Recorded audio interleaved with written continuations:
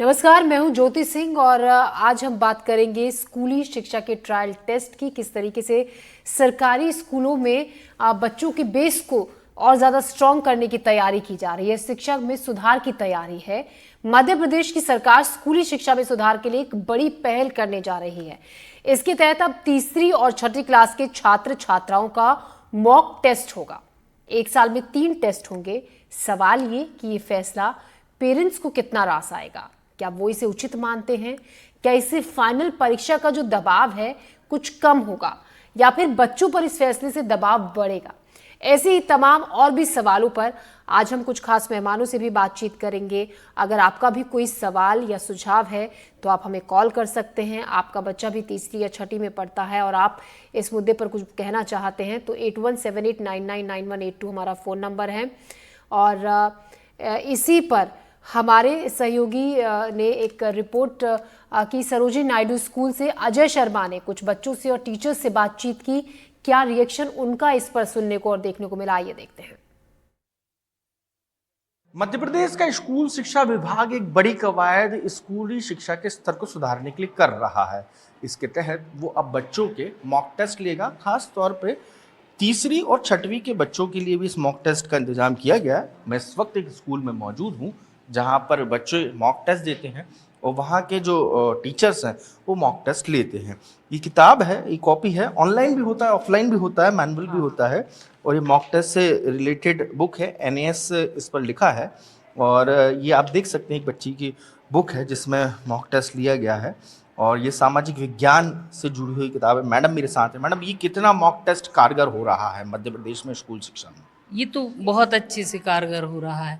बच्चों को जो क्वेश्चन आते हैं उसको ऑनलाइन भी आते हैं और एक किताब है ओलंपियाड की, उसमें से हम लोग बच्चों को सॉल्व कराते हैं और बच्चे रुचि से करते भी हैं। इससे क्या है, एक क्वेश्चन में कई क्वेश्चन निकल के आते हैं तो बच्चे को पूरा कॉन्सेप्ट क्लियर हो जाता है कि इसमें ये क्या चीज़ हो सकती है। तो बच्चे बहुत अच्छे से समझते हैं और आपके सारे क्वेश्चंस का आंसर वो दे सकते हैं उस संबंध में। अभी विभाग ने निर्देश भी जारी कर दिए हैं। अब छठवीं और तीसरी के बच्चों के लिए भी समन्वयकों को कहा गया है। जी जी। क्या लगता है बच्चों को कहाँ परेशानी आती है जिसके चलते बच्चे का जो रिजल्ट है वो बिगड़ जाता है और इससे किस तरीके से सुधरेगा? बच्चों का थोड़ा सा कम्युनिकेशन गैप रहता है। कुछ बच्चे बोल नहीं पाते हैं या बता नहीं पाते हैं और थोड़ा सा ये बच्चे मात्राओं वगैरह में तीसरी छठवीं के होते हैं ना, तो थोड़े कमज़ोर होते हैं। तो इनको हमें सारी चीज़ क्लियर करना पड़ती है कि इन बच्चों ने कैसे हम समझाएं, कैसे करवाएं। कोई भी क्वेश्चन है तो उसमें से कितने क्वेश्चन हम निकाल के उनको समझा सकते हैं, किस प्रकार से बच्चे के माइंड में पूरी बात सेट हो सकती है। कुछ बच्चे भी हैं, उनसे मैं बात करूंगा इस मॉक टेस्ट को वो किस तरीके से देख रहे हैं। आप किस तरीके से देख रही हो इस मॉक टेस्ट को? इससे हमें बहुत सारी जानकारी प्राप्त होती है। मैम जो हमें समझ में नहीं आता वो हमें मैम समझाती है कि हमें जैसे कि एक प्रश्न नहीं आया तो हम मैम से आके पूछते हैं अगले दिन कि मैम हमें ये समझ में नहीं आया, तो मैम पूरा सॉल्व करके समझाती है। तो हमें बहुत अच्छे से समझ में आता है। फायदा हो रहा है?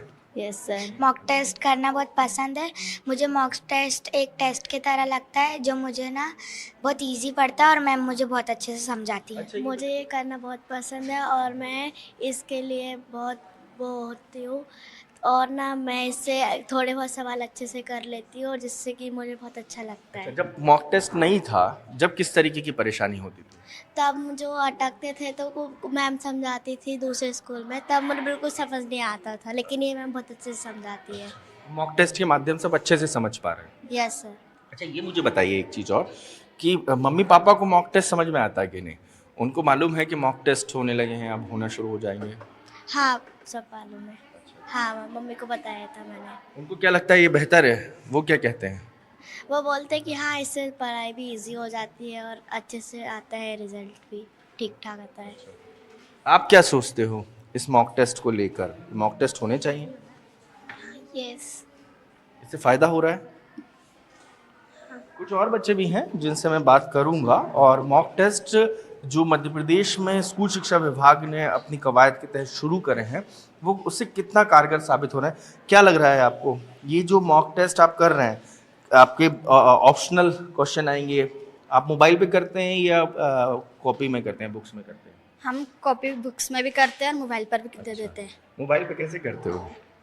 एक ऐप है उस पर कुछ क्वेश्चन आते हैं और उसके आंसर भी आते हैं।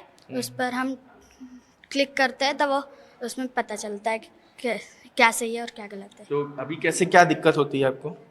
बीच बीच में अटक जाते हैं। अटक जाते हैं। तो मॉक टेस्ट के माध्यम से वो आसान होगा या क्या क्या सोचती हो उसे लेकर? क्लिक करते जाते हैं, वो आता जाता है और कॉपी में भी करते हैं, तो फिर उसको याद करते हैं तो फिर वो हो जाता है याद। अच्छा। यस। तो ये वो तमाम बच्चे हैं जिनकी अपनी मिलीजुली प्रतिक्रिया है। कुछ और बच्चे भी हैं, मैं उनसे पूछूंगा जो कह रहे हैं कि क्या लगता है मॉक टेस्ट कितना आसान है? आसान है, उससे हमारे पेपर की वो पेपर आसान हो जाता है। पेपर आसान हो जाता है, मतलब एग्जाम के टाइम पे प्रेशर कम है, यस सर। पहले ज़्यादा रहता था। Yes sir. कब? जब मॉक टेस्ट जैसी शुरुआत नहीं हुई थी। Yes sir. ठीक है।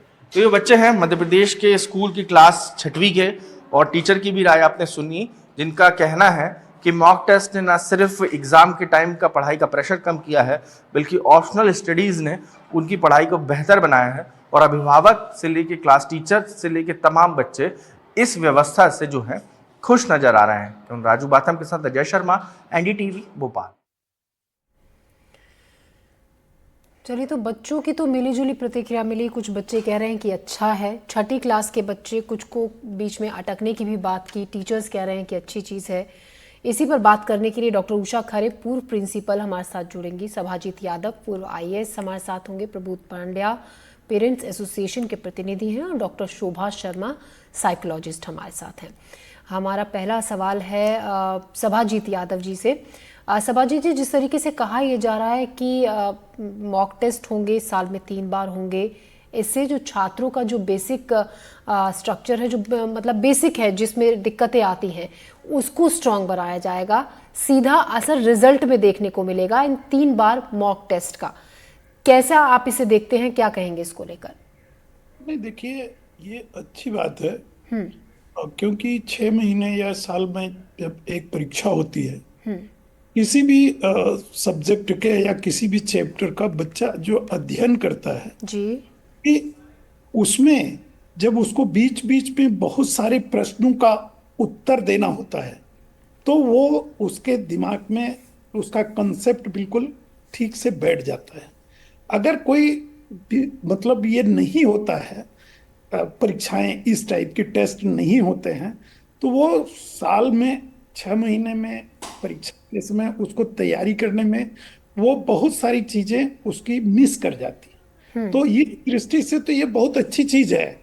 और चलिए, ये तो ये अभी प्रयोग शुरू हुआ है, इसका रिजल्ट भी आएगा और रिजल्ट अच्छा आएगा। पहले भी हम लोग तो पता नहीं, हम लोग पहले जब होते थे तो महीने पे 15 दिन पे भी टेस्ट हुआ करते थे, मतलब प्राइमरी लेवल पर ही।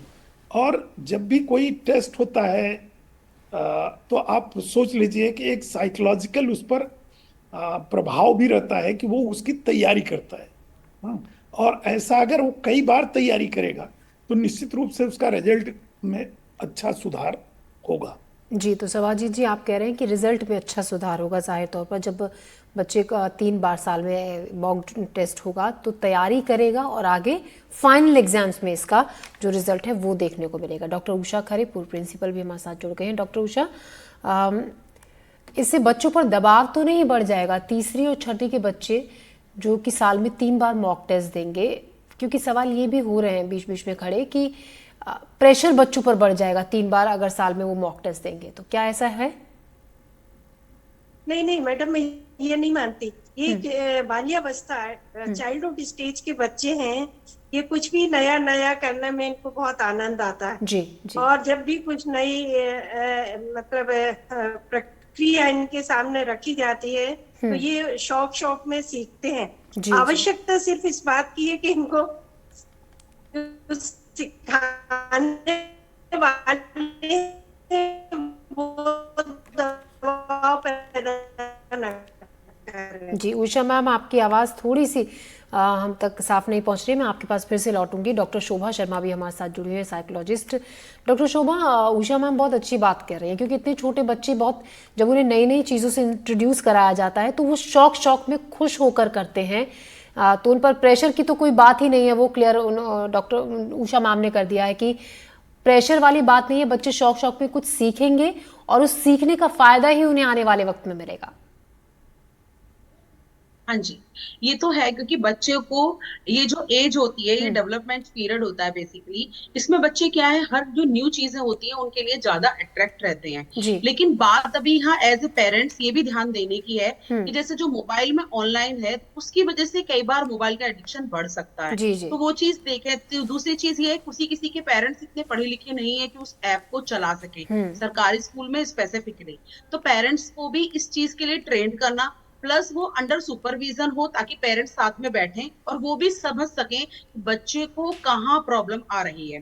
टीचर तो स्कूल में देखेंगे, क्योंकि फोन वाली जो बात है तो टीचर तो स्कूल में फोन नहीं अलाउ करेंगे। घर पे अगर वो फोन से वो ऐप से करते हैं तो पेरेंट्स भी उस चीज में ट्रेंड होने चाहिए, ताकि बच्चे का मोबाइल एडिक्शन ना हो। सेकंड थिंग, जहां पे उन्हें प्रॉब्लम आ रही है, पेरेंट्स ऑल्सो कैन अंडरस्टैंड कि भाई यहाँ बच्चे का इशू है, तो इस पर ज्यादा इंपॉर्टेंट जो है हमें और मतलब इंटेंसिव जो है अच्छे से बताने की जरूरत है, इस कॉन्सेप्ट को और एक्सप्लेन करने की जरूरत है। जी डॉक्टर शोभा, वैसे ये सवाल मेरे जहन में भी था कि फिर से वही फोन, जब हम फोन से थोड़ा सा दूर हटाने की कोशिश करते हैं तो जो नई नई चीजें हम इंट्रोड्यूस करा रहे हैं बच्चों को, उसका ऑप्शन ही फोन के अलावा नहीं होता है। फोन पर ही वो आपके पास वो पेपर आएगा, क्वेश्चन पेपर, उसको सॉल्व करना होंगे, उसके ऑप्शंस आएंगे। तो ये भी एक यहाँ पर सवाल खड़ा होता है कि फोन का एडिक्शन कहीं ना कहीं, जो फोन का इस्तेमाल, एडिक्शन तो बच्चों में है ही, ये बात किसी से नहीं छिपी है, जो फ़ोन का इस्तेमाल है उसका जो वक्त है और ज़्यादा बढ़ जाएगा अगर ऐसे भी क्वेश्चन पेपर्स फ़ोन पर ही सॉल्व करने होंगे।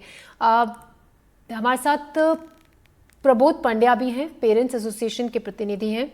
प्रबोध जी, आप इसको किस तरीके से देखते हैं? क्योंकि कुछ पेरेंट्स का ये कहना है कि पेरेंट्स पर इससे प्रेशर बढ़ जाएगा, क्योंकि जो अभी बात हो रही थी कि बहुत से पेरेंट्स मान लीजिए नहीं उतने उस तरीके से उतने फैमिलियर हैं आप ऑनलाइन चीज़ों को डील करने में, उनके लिए दिक्कत होगी क्योंकि बच्चे छोटे हैं, उन्हें आप समझाने के लिए साथ में कोई बड़ा रहना बहुत ज़रूरी है।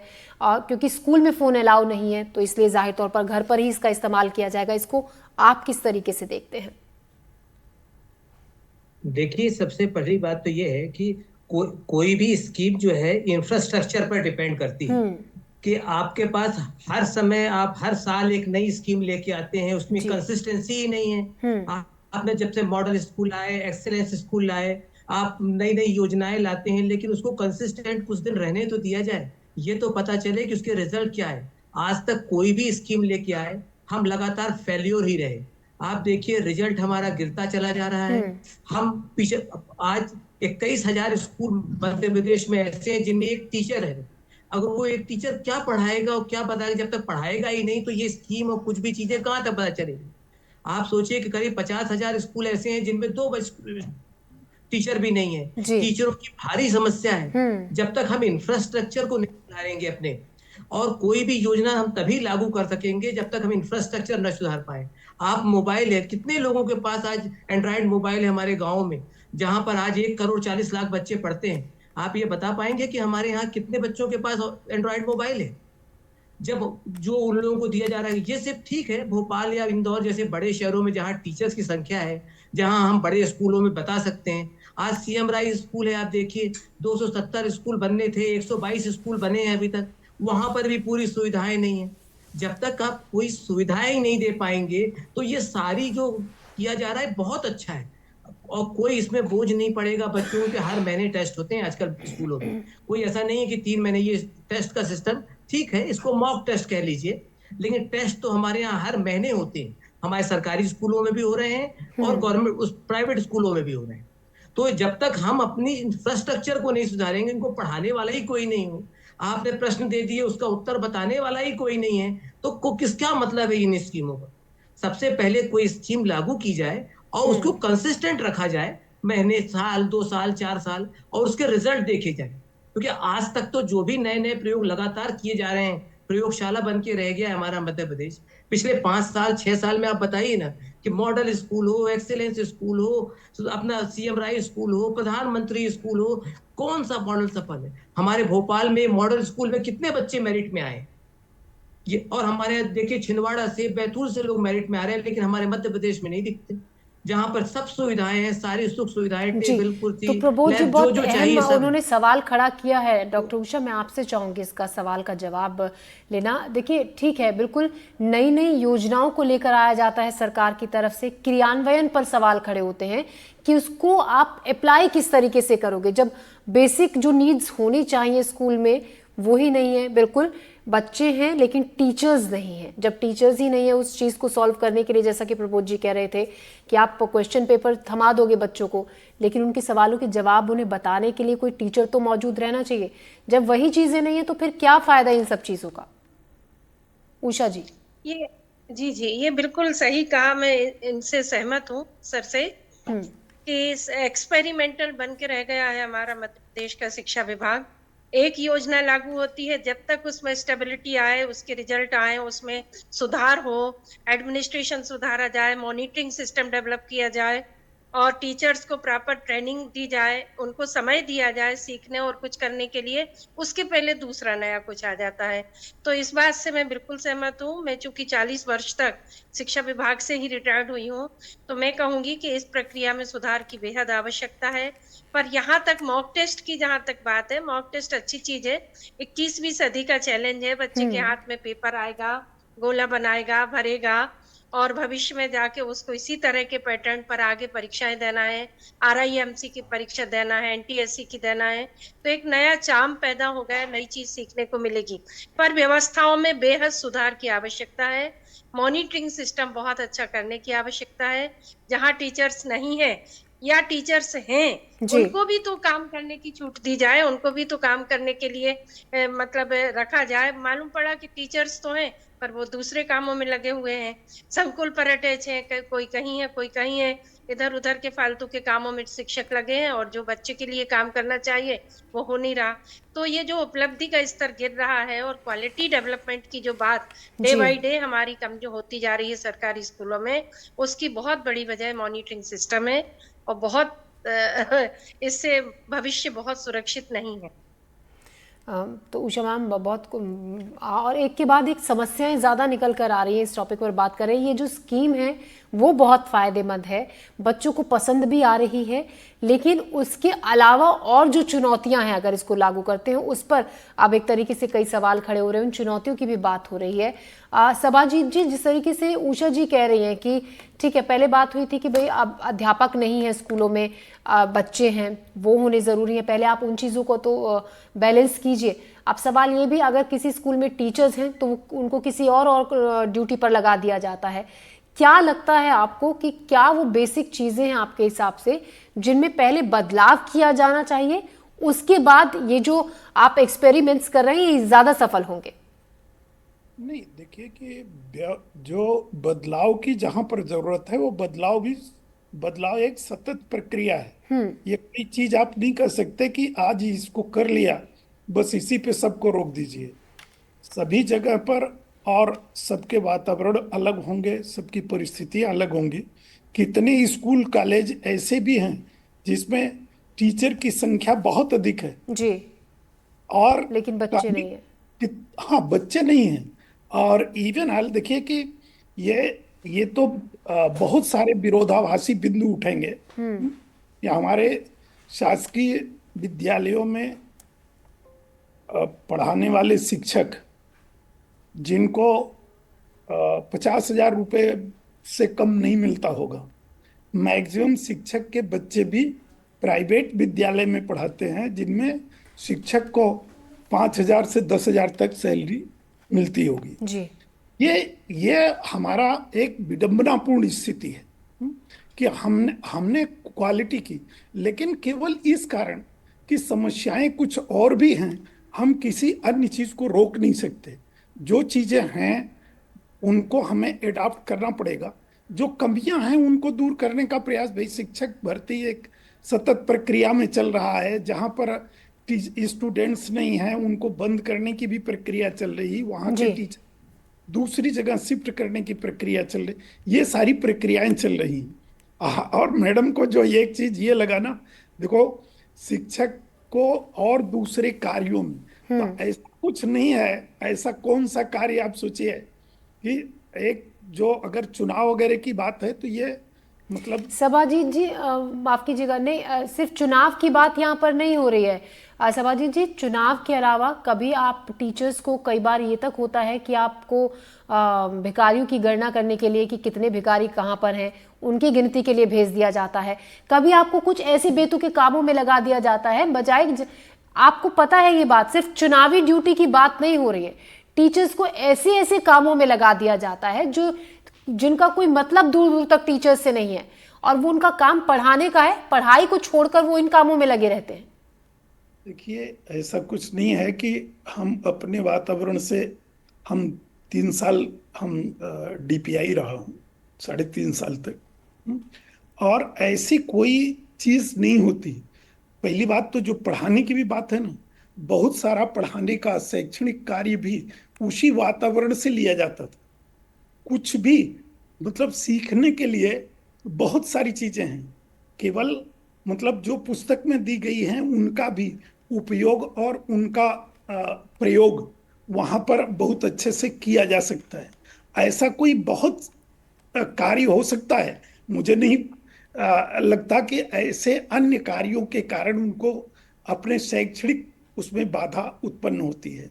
बाधा होने की कोई बात नहीं। ये बात जरूर है कि आपने एक बात उठाई थी कि सुपरविजन और इन चीजों का, उससे भी बहुत बड़ा फर्क नहीं पड़ेगा जब हम खुद सचेत नहीं होंगे तो एक शिक्षा अधिकारी। लेकिन ये सभापति जी, ये बात तो नहीं आपने कहा कि नहीं है ऐसा कि टीचर्स को इधर उधर ड्यूटी पर लगाया जाता है, ये तो है, लगाया तो जाता है।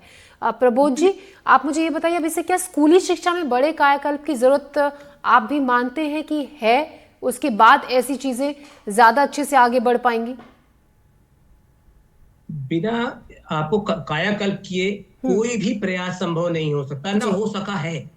75 साल हो गए हमारे पास, हम अब स्थिति ये आ गई कि हम अपने स्कूलों को कम कर रहे हैं क्योंकि हमारे यहाँ बच्चे नहीं आते। आपको जानकारी होगी कि 5000 स्कूल ऐसे हैं इस साल जहाँ एक भी बच्चों ने एडमिशन नहीं लिया, 0 ईयर है। ऐसा शायद 75 साल में कहीं नहीं देखा गया होगा इतनी बड़ी संख्या में। 16 लाख बच्चे अकेले इस साल कम हो गए हैं। आप इसको देखिए ना कि जब अब हमारी जरूर कहीं ना कहीं कमियां हैं, लोगों के यहाँ क्यों प्राइवेट स्कूल में पढ़ रहे हैं और हमारे यहाँ कम होते चले जा रहे हैं। आप स्कूलों को जो है राजनेताओं के यहाँ जो है भाषण में जो होता है उसमें लगा के रखते हैं, बच्चों को ले जाते हैं। आप जनसंख्या में भी ड्यूटी लगा देंगे, किस लेवल पर आप कमी मानते हैं? इतनी बड़ी संख्या में बच्चे अगर स्कूल से कम हुए हैं प्रबोध जी, 16 लाख आप आंकड़ा बता रहे हैं, अपन ने टीचर को समझा क्या है? प्रबोध जी, अगर 16 लाख जो आप आंकड़ा बता रहे हैं, कहाँ आप कमी मानते हैं? आपने जो बताया अच्छा खासा, ये एक बहुत बड़ी फिगर है। अगर इतने बच्चे कम हुए हैं स्कूल जाने से, कहाँ पर आपको लगता है कमी है? ये सरकारी तरफ से जो तंत्र है वहां से कमी है, अभिभावकों की तरफ से कहाँ पर आपको लगता है कि खामी है? नहीं, इसमें सरकार की तरफ से बहुत बड़ी कमी है। आप कोई ऐसे स्कूल में अपने बच्चे को आजकल नहीं भेजना चाहता जो गिर रहा हो। आज की स्थिति में 6000 स्कूल ऐसे हैं जो कभी भी गिर जाएंगे जी। तो स्थिति ये है। अपने भोपाल की स्थिति ऐसी है जहां स्कूल गिरने के कागार पे है। आप ये सोचिए कैसे, ना लैब है, ना ग्राउंड है, ना टॉयलेट है, ना बिजली है, ना पानी है।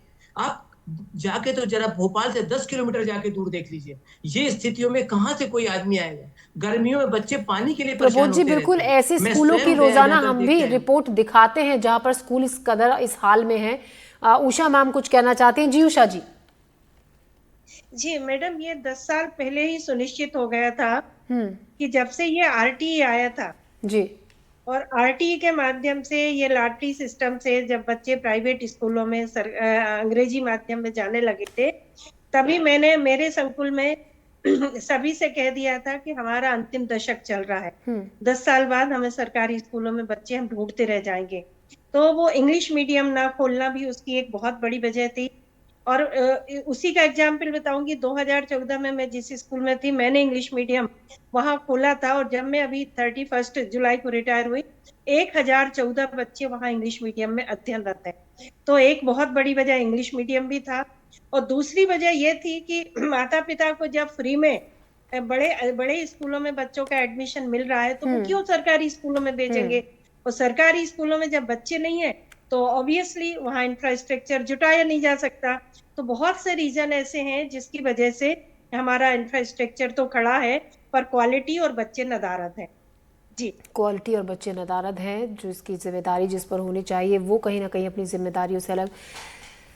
यहाँ पर सभाजीत जी, एक सवाल ये भी खड़ा होता है कि ऐसी उन योजनाओं से, हम चाहेंगे आप जल्दी से इसका जवाब दीजिएगा, वक्त की कमी है, इन योजनाओं का कोई फायदा नहीं है। हर एक योजना को बहुत जल्दी जल्दी लॉन्च कर दिया जाता है, लेकिन पिछली का नतीजा देखे बिना अगली फिर से लॉन्च हो जाती है। जब तक जो धरातल स्तर पर जो चीज़ें हैं वही मजबूत नहीं है, स्कूल ही नहीं है, टीचर्स ही नहीं है, शिक्षा का जो स्तर है वो लगातार नीचे गिरता जा रहा है। क्या फायदा इन नई नई स्कीम्स का? नहीं, ऐसा नहीं है। आज के 25-30 साल पहले हमारे पास प्राइमरी स्कूल भी नहीं थे। 7-7 किलोमीटर तक पढ़ने के लिए स्कूल नहीं थे जब शिक्षा गारंटी योजना लागू की गई थी कि भाई 40 बच्चे भी हों तो उनको कुछ पढ़ाने की व्यवस्था की जाए जी। आज वो चीजें अप्रासंगिक हो रही हैं। अब हमारे पास बहुत सारा डेवलपमेंट हुआ, बहुत सारा विकास हुआ, लोग मतलब पहले तो क ख पढ़ने वाला ही नहीं था, पढ़ाने वाला ही नहीं था। जी जी जी। और इस तरीके से ऐसा कुछ नहीं कहा जा सकता कि हम जिन परिस्थितियों में होते हैं उन परिस्थितियों के अनुसार ही हमारे जितने संसाधन होते हैं उसके अनुसार, परिस्थितियों के अनुसार ही हम निर्णय लेते हैं। आज विकास हो रहा है। आपने कहा ना कि वो हम पहले टाट पट्टी पर भी नहीं बैठने की व्यवस्था होती थी, अब चेयर जी जी जी सभाजी जी अब जी। पेड हो रहा तो है। आपके हिसाब से बदलाव हो रहा है, चीजों में बहुत बदलाव हो रहा है और आगे भी होगा। शुक्रिया आपसे हमसे बातचीत के लिए डॉक्टर उषा खरे, आपका भी शुक्रिया, प्रबोध पांड्या और डॉक्टर शोभा शर्मा, हमसे जुड़ने के लिए आप सभी का बहुत बहुत शुक्रिया। तो कुल मिलाकर जो बात समझ में आई कि इन नई नई स्कीमों का कोई फायदा नहीं है जब तक पुरानी जो स्कीम लॉन्च हुई है उसके नतीजे को, उसके परिणाम को देखे बिना कि उसका क्या रिजल्ट हो रहा है, आप नई स्कीम लॉन्च कर देते हैं बिना और व्यवस्थाओं के किए हुए, कोई फायदा नहीं है। हमारे स्पेशल बुलेटिन में अभी के लिए इतना ही, दीजिए इजाजत, नमस्कार।